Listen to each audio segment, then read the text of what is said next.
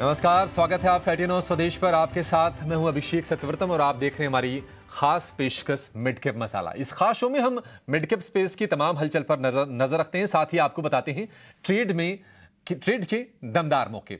चलिए शुरुआत कर लेते हैं कि बाजार में इस वक्त रुख क्या है। आज अगर हम शुरुआती उतार चढ़ाव को छोड़ दें तो बाजार ने हफ्ते की शुरुआत बहुत अच्छी की है। हम देख रहे हैं कि निफ्टी करीब 70 अंक चढ़कर 19,380 के आसपास है। सेंसेक्स की बात करें 240 अंकों के आसपास की तेजी सेंसेक्स में है और निफ्टी बैंक है करीब 200 अंक ऊपर।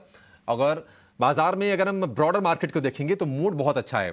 आज हम देख रहे हैं कि 1300 से ज्यादा शेयर हरे निशान में है एनएसई पर और उसके मुकाबले 800 सवा 800 शेयर करीब हैं लाल निशान में कर रहे हैं कारोबार। तो बाजार को थोड़ा सा विस्तार से देखते हैं।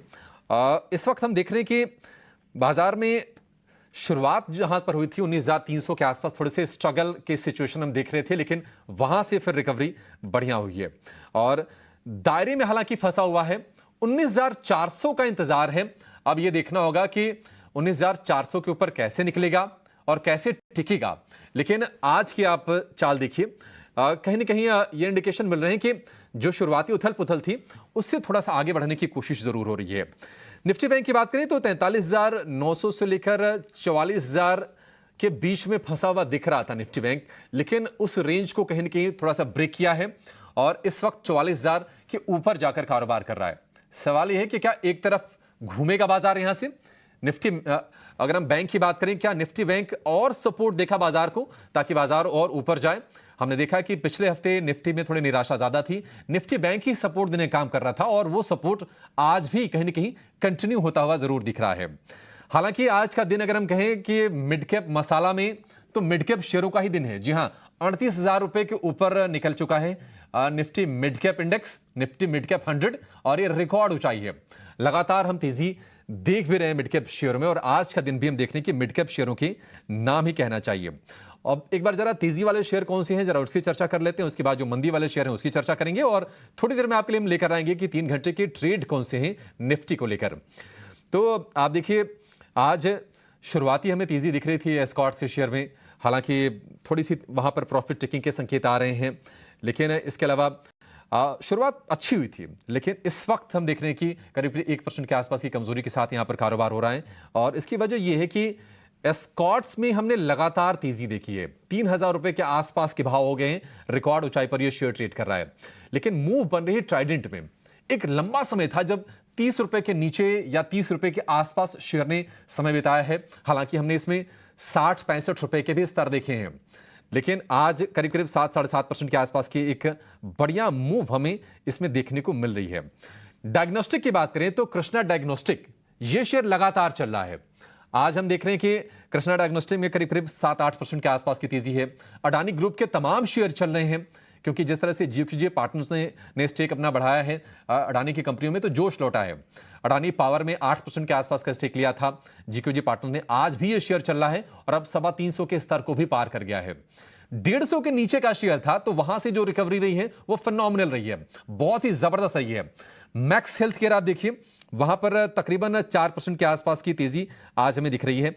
इसके अलावा साउथ इंडियन बैंक आप देख लीजिए, गोकुलदास एक्सपोर्ट देख लीजिए, ये कुछ और शेयर हैं जहां पर करीब 4% के आसपास की मूव समय आज के सत्र में हमें देखने को मिल रहे थे। लेकिन अगर आप कुछ गिरने वाले शेयरों की अगर हम बात करें तो रिलायंस में तो 1% के आसपास के दबाव हैं। वहीं से बाजार पर जो कहीं ना कहीं तेजी जितनी होनी चाहिए शायद उतनी तेजी नहीं है, क्योंकि वजह यह कि रिलायंस उसको सपोर्ट कर नहीं पा रहा है और रिलायंस में 1% के आसपास की कमजोरी है। इसके अलावा Hind copper, Vodafone Idea, Cadila, फॉस्टसोर्स, ये कुछ और शेयर हैं जहां पर 1.5 से 2% के आसपास की हमें कमजोरी देखने को मिल रही है। तीसरा बाजार का मूड और माहौल, और अब यह समझते हैं कि आपके लिए क्या होना चाहिए 3 घंटे का ट्रेड निफ्टी पर।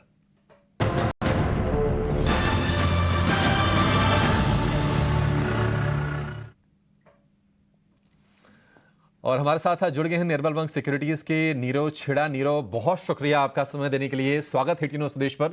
शुरुआत आपसे करना चाहेंगे, 19,400 का दरवाजा नीरव निफ्टी खटखटा रहा है। आपको लगता है कि दरवाजा खुलेगा निफ्टी का 19,400 वाला, और इस वक्त क्या ट्रेड लेने की सलाह देंगे आप? Good afternoon Abhishek ji. देखिए निफ्टी की बात बात करें तो इम्पोर्टेंट ये है कि पहले निफ्टी अबाउट 7-8 डेज बैक जो रेजिस्टेंस था निफ्टी का या हाईएस्ट कॉल जिस था वो 20,000 पे था, वो शिफ्ट होते होते 19,500 पे आया और अब शिफ्ट होके 19,400 पे आ गया। तो हाईएस्ट कॉल बेस जो है अब 19,400 पे है, जहां पे अब जाके निफ्टी अटकी है। तो एक इम्पॉर्टेंट रेजिस्टेंस है ये।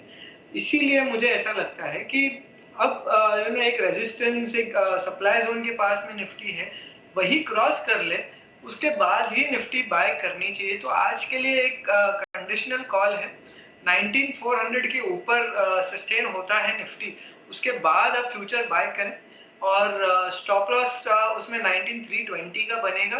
वो एक अच्छा सपोर्ट जोन है और ऊपर में there is a good chance उसके बाद क्रॉस ओवर के बाद 19,550 19,600 आने का, तो वो आपका टारगेट बनेगा। आज अगले 2-4 दिन के लिए ऐसा तो लग ही रहा है कि थोड़ा कंसोलिडेशन होना जरूरी है, क्योंकि सेलिंग देख ली है हमने। अब बाइंग के पहले 2-3 दिन का कंसोलिडेशन होगा और फिर जाके एक अच्छा ब्रेकआउट वापस निफ्टी में आएगा, which will lead Nifty toward that 19,800 20,000 levels. ठीक है, ये निफ्टी पर व्यू हो गया नीरव का, लेकिन कुछ स्टॉक्स हैं जहां पर हम देख रहे हैं कि बहुत ही बड़े मूव्स आ रहे हैं। मिड कैप में, स्मॉल कैप में आप देखिए वीएलएस फाइनेंस 20% ऊपर है। इसके अलावा एसपी अपैरल्स 10% ऊपर है। डेटा पैटर्न्स 10% ऊपर है। कोपरन का शेयर ये भी 10% के आसपास के उछाल के साथ कारोबार कर रहा है। इसके अलावा कॉन्फिडेंस पेट्रोलियम हम देख रहे हैं कि कुछ दिनों से अच्छा मूव बन रहा है, 8.5% की तेजी के साथ ये शेयर ट्रेड कर रहा है। लेकिन ऑटो एंसिलरी स्पेस में आज बहुत अच्छी बाइंग हम देख रहे हैं, क्योंकि जेवीएम ऑटो 8% ऊपर ट्रेड कर रहा है। शिवम ऑटोटेक की बात करें तो वहां पर 11-12% के आसपास के मूव है। रामकृष्ण फोर्जिंग, मेटलिस्ट फोर्जिंग, ये तमाम शेयर चल रहे हैं। एंसिलरी स्पेस में नीरव कहीं लगता है कि मौके हैं आपके लिहाज से, कहीं कुछ ट्रेड बनता है क्या? देखिए, ऑटो एंसिलरी स्पेस बजिंग रहा है काफी समय से और अच्छी खासी बाइंग आई है मोस्ट स्टॉक्स में। मगर एक स्टॉक ऐसा है जमुना ऑटो, जिसमें एक अच्छा कंसोलिडेशन आ चुका है और नीचे में अब वॉल्यूम्स दिख रहे हैं। एक फ्लैग काइंड ऑफ फॉर्मेशन बन रहा है। जैसे ही ये स्टॉक 114-15 के ऊपर जाएगा तो इसमें एक अच्छी बाइंग आने की संभावना है। ये स्टॉक में उसके बाद एक अग्रेशन आएगा जो स्टॉक को ऊपर में अराउंड 145-150 के पास में लेके जाएगा। तो जरूर बाय करिएगा ब्रेकआउट पे जमुना ऑटो 114-15 के ऊपर बाय करिएगा। उसके बाद उसका स्टॉप लॉस 108 का बनेगा। जमुना ऑटो को लेकर ये व्यू। कुछ और स्टॉक्स के बारे में जरा देख लेते हैं, क्योंकि हम देख रहे हैं कि जो छोटे साइज वाले जो बैंक है मिड कैप की बात करें, क्योंकि मिड कैप का ये शो है। जम्मू एंड कश्मीर बैंक 4.5% ऊपर है। इसके अलावा करूर वैश्य में भी हम तेजी देख रहे हैं। बैंकिंग में कुछ आपको मूव दिखता है क्या यहां से नीरव? जैसे कि आपने कहा कि मिड कैप का शो है और मिड कैप बैंक्स बहुत ही बढ़िया कर रहे हैं। उनकी जो प्रदर्शन है आप देखें तो बहुत बढ़िया हो रही है। व्हाई? बिकॉज ये सारे बैंक्स एक्चुअली इतने चले नहीं थे।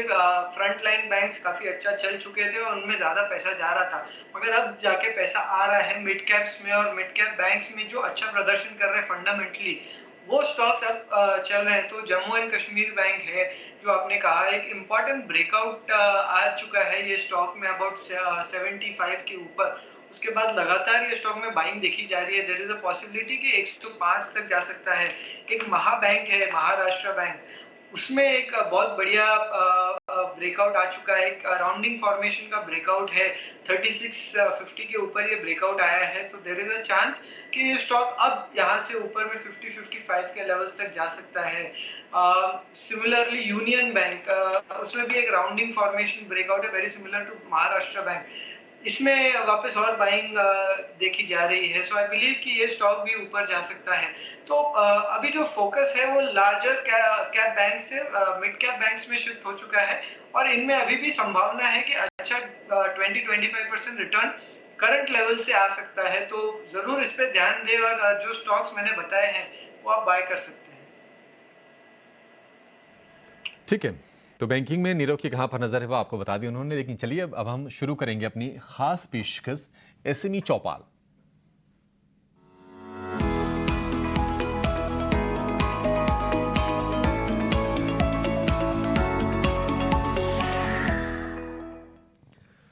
और एसएमई चौपाल में आज हम बात करेंगे सर्वोटेक पावर सिस्टम्स के मैनेजमेंट से। हमारे साथ खास बातचीत के लिए जुड़ गए हैं कंपनी के फाउंडर और एमडी रमन भाटिया।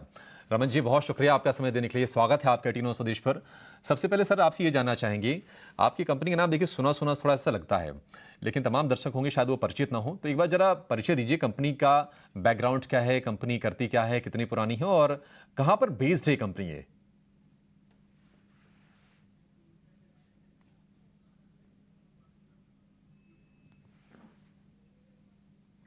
रमन जी, शायद आप म्यूट पे हैं सर, अनम्यूट करेंगे उसके बाद आपकी आवाज हम तक पहुंच पाएगी।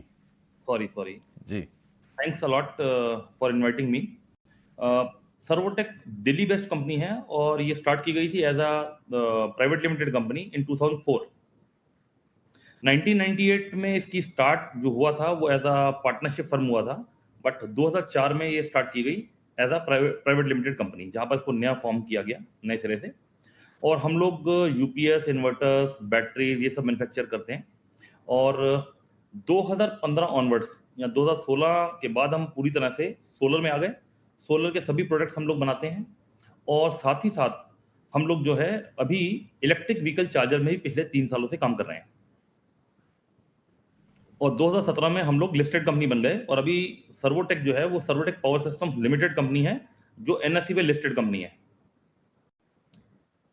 रमन जी, हम देख रहे हैं कि देखिए ईवी का जो ट्रेंड है ना देश में जोर पकड़ रहा है और कहते हैं जो नेक्स्ट बिग थिंग है ना वो है इलेक्ट्रिक व्हीकल। तमाम कंपनीज के प्रोडक्ट लाइनअप हैं। टाटा ऑलरेडी इसमें लीड ले चुकी है। आप ये बताइए कि चूंकि ये सेगमेंट बहुत बड़ा है और सर इसमें काफ़ी आने वाले हैं, तो आप किस तरह के ईवी चार्जर्स बिजनेस के लिए आपकी क्या योजना है आगे भविष्य के लिए? का जो बिजनेस है वो बहुत बड़ा है, क्योंकि जो गवर्नमेंट जिस तरीके से इसको इनिशिएट कर रही है और जो उनका प्लान है वो ये है कि हिंदुस्तान की रोड्स पे जितने भी व्हीकल्स चल रहे हैं पेट्रोल डीजल पे या सीएनजी पे, उसमें 30% व्हीकल शिफ्ट हो जाए इलेक्ट्रिक में। अगर मैं उसको देखूं तो उसके हिसाब से इलेक्ट्रिक व्हीकल के चार्जेस की जो डिमांड है उसका साइज लगभग 1 लाख करोड़ से ज्यादा है अगले 7-8 सालों में। इतना बड़ा मार्केट नजर आता है और इस मार्केट में बहुत सारी संभावनाएं हैं, क्योंकि अभी हम बहुत हद तक डिपेंड हैं दूसरी कंट्रीज पे। लेकिन हमारी जो तैयारी है वो ये है कि हम हिंदुस्तान में इस प्रोडक्ट को पूरी तरह से बना पाएं और इवन इसको ही नहीं बनाएं, इसमें लगने वाले हर एक पुर्जे को भी हम इंडिजिनाइज कर पाएं। और हम इस पे बहुत सीरियसली काम कर रहे हैं और बहुत शिद्दत से काम कर रहे हैं कि हम इसको पूरी तरह से हिंदुस्तानी बना पाएं। ठीक है, नहीं बढ़िया सर, शुभकामनाएं भी आपको हमारी तरफ से भी हैं। एक बार जरा आपके नतीजों की बात कर लेते हैं, क्योंकि नतीजे आपके देखने के लगातार इंप्रूव किए हैं। अगर हम पिछली तिमाही को छोड़ दें तो लगातार, चाहे वो आय के फ्रंट पर हो या फिर एबिटा के फ्रंट पर हो, इंप्रूवमेंट हम लगातार देख रहे हैं। आप ये बताइए सर, आपको उम्मीद है कि जो नतीजे आप अभी तक पेश करते आए हैं, क्या इसी सेम ट्रेजेक्टरी पर आप नतीजे आगे घोषित करते रहेंगे? और ये बताइए जरा कि कंपनी के विस्तार को लेकर, इसको और बड़ा स्केल देने को लेकर क्या कुछ आप एक्सपेंशन भी कर रहे हैं?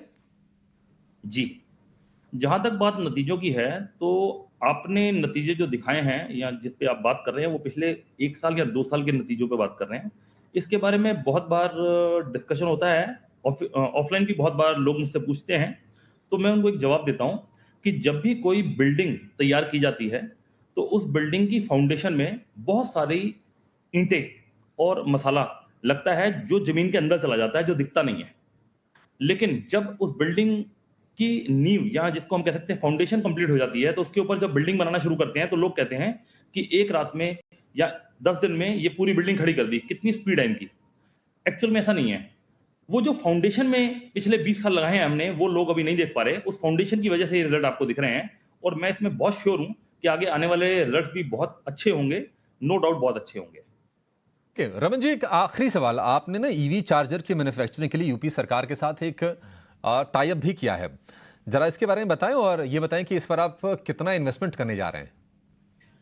ईवी चार्जर को जैसा मैंने आपको बताया कि हम लोग पूरी तरह से इंडिजिनाइज करना चाहते हैं, हिंदुस्तान में बनाना चाहते हैं। तो इसके अंदर बहुत सारे ऐसे कंपोनेंट हैं, जैसे एसी टू डीसी मॉड्यूल। इसकी टेक्नोलॉजी को लेके अभी हमने एक साइन ऑफ किया है एक आईआईटीज के साथ, और मैं नाम अभी डिस्क्लोज नहीं कर सकता। आप बहुत जल्दी देखेंगे जैसे ही हमारा एग्रीमेंट साइन हो जाएगा। प्लस हम इसके अंदर जो CCS2 गन्स लगती हैं, टाइप 2 गन्स लगती है और जितने भी कंपोनेंट या पार्ट्स लगते हैं वो सब इन हाउस करना चाहते हैं। इसके लिए हमें बहुत सारी जमीन और बहुत सारी तरह की सुविधाओं की जरूरत थी, जिसके लिए यूपी गवर्नमेंट ने हमें सहयोग दिया। उन्होंने कहा कि आप आके यहाँ लगाएं। तो हमारा टारगेट अगले 3 से 4 सालों में लगभग 300 करोड़ रुपया इन्वेस्ट करने का है इस प्रोडक्ट लाइन में। रमन जी, बहुत शुक्रिया आपका समय देने के लिए, हमसे बातचीत करने के लिए। बड़ा अच्छा लगा आपसे बातचीत करके, और वाकई अच्छा लगता है क्योंकि दरअसल हम कई बार ना बहुत बड़े बड़े जिनको सब जानते हैं उनके बारे में चर्चा करते हैं, लेकिन देश की जो ग्रोथ स्टोरी जो छुपी है ना, वो एसएमईज में छुपी है, और आप उन स्टोरीज को हमारे सामने लेकर आते हैं। बड़ा अच्छा लगा आपसे बातचीत करके। वक्त दिन के निचले स्तर से करीब 100 अंकों की रिकवरी दिखाकर 19,400 के आसपास कारोबार कर रहा है। 19,400 के ऊपर निकला भी था, अब उसके आसपास टिकने की कोशिश हो रही है। नीरव हमारे साथ है। नीरव से जरा ये जानते हैं कि बाजार में चूंकि मूड थोड़ा सा परिवर्तित हुआ है, थोड़ा सा हम तेजी का रुझान देख रहे हैं, तो मिड कैप में कहां पर आपको दांव लगाना चाहिए और ट्रेड के मौके कहां पर मिल रहे हैं? नीरव बताइए, आपके कौन से हैं शेयर? पहला है प्राज इंडस्ट्रीज। ये स्टॉक में एक बहुत बढ़िया मूव आया था फ्रॉम 2020 और 60 रुपीज से स्टॉक ऊपर में अराउंड 400 तक आया था, मगर उसके बाद एक लंबा कंसोलिडेशन किया स्टॉक ने 1.5-2 साल का। उसके बाद जाके अब जाके ब्रेकआउट आया है ये स्टॉक में। आई बिलीव ये ब्रेकआउट जो है वो लॉन्गर टर्म ब्रेकआउट है। 460 पे आया है ब्रेकआउट। ये स्टॉक अब यहाँ से ऊपर में 550 580 तक जरूर जा सकता है, काफी तेजी से जा सकता है। तो करंट लेवल से आप बाय कर सकते हैं विद स्टॉप लॉस ऑफ 485। पहला जो टारगेट रहेगा 530 का रहेगा, मीडियम टर्म टारगेट 580 ऑड का रहेगा। दूसरा जो स्टॉक है EIH होटल्स है। अगेन EIH होटल्स में एक 10 ईयर ब्रेकआउट आया है, बहुत लंबा ब्रेकआउट है ये, और ये ब्रेकआउट आया है अभी जस्ट 215 के पास में। आई बिलीव ये स्टॉक में भी जो रेंज है ऊपर का वो खुल गया है और काफी अग्रेशन दिख रहा है, वॉल्यूम्स काफी दिख रहे हैं। आई बिलीव ये स्टॉक भी काफी अग्रेसिवली ऊपर जा सकता है, तो करंट लेवल से आप बाय करें। स्टॉप लॉस 225 का रखें। पहला जो टारगेट रहेगा नियर टर्म का वो 255 टू 60 का रहेगा। दो शेयर, नीरव का जो कॉन्फिडेंस है वो कमाल का है, क्योंकि ये दोनों के दोनों शेयर तकरीबन 5% ऊपर है, उसके बावजूद ये तेजी की सलाह है। EIH में होटल कंपनी, और दूसरी प्राज इंडस्ट्री जो कि एथनॉल के लिए मशीनरी लगाने का काम करती है, एथनॉल प्ले है एक तरह से, वहां पर भी तेजी करने की सलाह है 530 के टारगेट के लिए। और आखिर में अब ट्रेड के मौके आपके लिए होंगे। निवेश का ये शेयर जानेंगे और लेकर आएंगे मिड कैप के महारथी।